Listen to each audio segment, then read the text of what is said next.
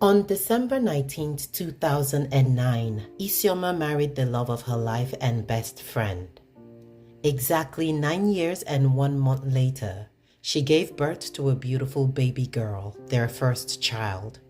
The child was especially precious because she was conceived naturally after failed fertility treatments, and there were medical conditions that should have made natural conception impossible. And in those 9 years of waiting, we got a lot of negative medical reports from the doctors. So I want to thank God for bringing her in spite of all the negative reports. It's a very pleasant experience, and we're happy. We're really, really looking forward to having a baby. Since I had waited so long, they decided it was safer to do this years. Just take the baby out and no, there won't be any complications. That was the way it was supposed to go. During the C-section to deliver her daughter, Isioma's intestines were perforated, leading to sepsis, a life-threatening infection known to shut down vital organs and kill within hours. As soon as they saw her, they said straight to the theater. With the person who came out to ever tell me the truth about what was happening, because I still didn't know what was happening, said she had 6 liters of feces.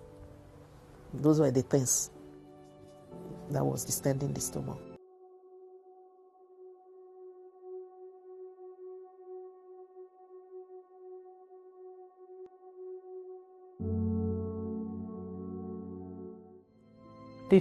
Doctors told me that they did not expect me to survive that surgery, because when they opened me up, what they saw, it was a mess.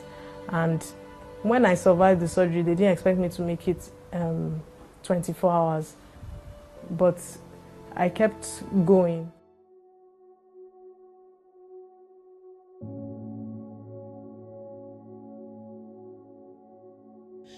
Unknowingly carrying this infection for 12 days, she became semi-conscious and needed emergency surgery.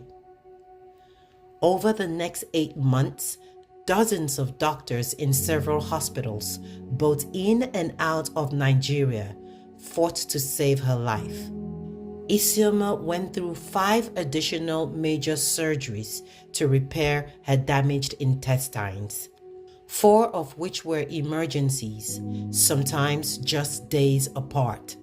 She took antibiotics and medications worth millions of naira to combat the infection ravaging her body. She developed an intracutaneous fistula, a nightmare condition where undigested food leaked from a hole in her stomach. Isioma was hooked up to various machines and tubes for months.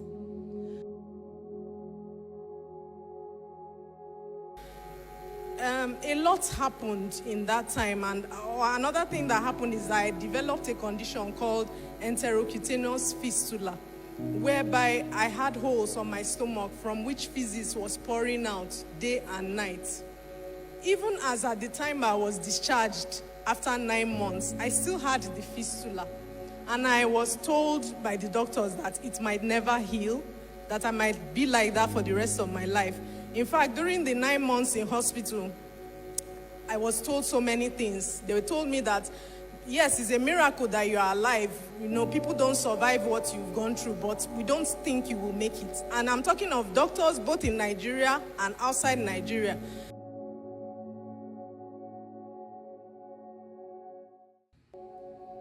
Isioma couldn't eat or drink without excruciating pain, and for several months, her main source of nutrition was a special milk fed through a tube in her neck. At one point, she went almost 3 weeks without food or water. Isioma lost about half her body weight. Her muscles wasted away, and she had to relearn how to walk, lift, and squat. She spent time in ICU for close monitoring. She endured countless painful and invasive procedures and over 1,000 needle pricks for blood draws or drug administration. Prolonged hospitalization made it difficult for even experienced nurses and doctors to find viable veins, and some of her nerves were injured, leading to nerve damage. Isioma experienced PTSD, depression, severe amnesia, and hallucinations. To this day, she doesn't remember parts of 2019, and she even forgot at some point that she had given birth. The trauma was so severe that pain took on a new tangible meaning. So much more happened that it would take several books to fully describe those excruciating months. The pain that I felt was indescribable, really. Sometimes I would be screaming, sometimes I would be rolling. There was just no relief. There was no relief no matter what I took. Before all this, Isioma noticed that there was increasing skepticism among young Nigerians, especially on social media. Many openly challenged the existence of God, arguing that a good and powerful God wouldn't allow pain and suffering. During one of her most difficult days in indescribable pain, she recalled those comments. Isioma wondered why this was happening. If there was God, why would He allow all this? Why wouldn't He stop the pain? And had He abandoned her? What if the skeptics were right? What if there was no one looking out for her? She had trusted God all through many years of waiting for a baby, but this ordeal brought many unanswered questions. In her deepest despair, several things happened at once. Loved ones offered reminders and assurances, which eased her burden, and her body started responding to treatment. We had a prayer chain, a 24-hour prayer chain that people kept praying for her. To have the surgery or not to have it, because she will either die. If she does not die, she will never walk again. I just told her, look, we've come this far, and if I didn't die all this while, then maybe God is in charge. Let's just go ahead. I said, Mommy, don't worry. That same God that made them call me Miracle of Teaching Hospital will see me through. I wept.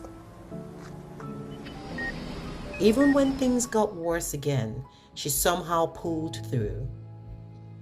It became clear to Isioma and her family, as well as the doctors, that there was an unseen hand preventing her death. This realization renewed her confidence that despite the dark night, dawn would come. Throughout her long months in various hospitals, her journey astounded the doctors. At one point, they confessed that they didn't expect her to survive beyond 24 hours.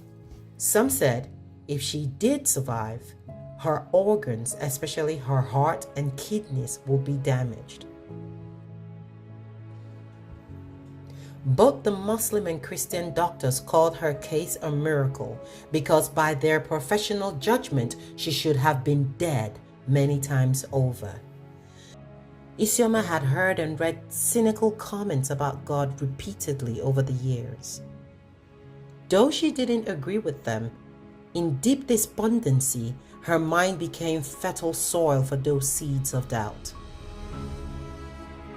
She doesn't have all the answers to life's issues, but she's fully convinced and reassured that the skeptics were wrong and that there is a God who rules and reigns in the affairs of men, beyond the realms of science and logic. Isioma is a living testimony to this. Today, Isioma is stable, gaining weight, and well on her way to recovery. Contrary to her doctor's fears, her organs are functioning excellently. Isioma is grateful for the priceless people God gave her as family and friends. Words fail to describe their love and sacrifices, without which she wouldn't have made it through.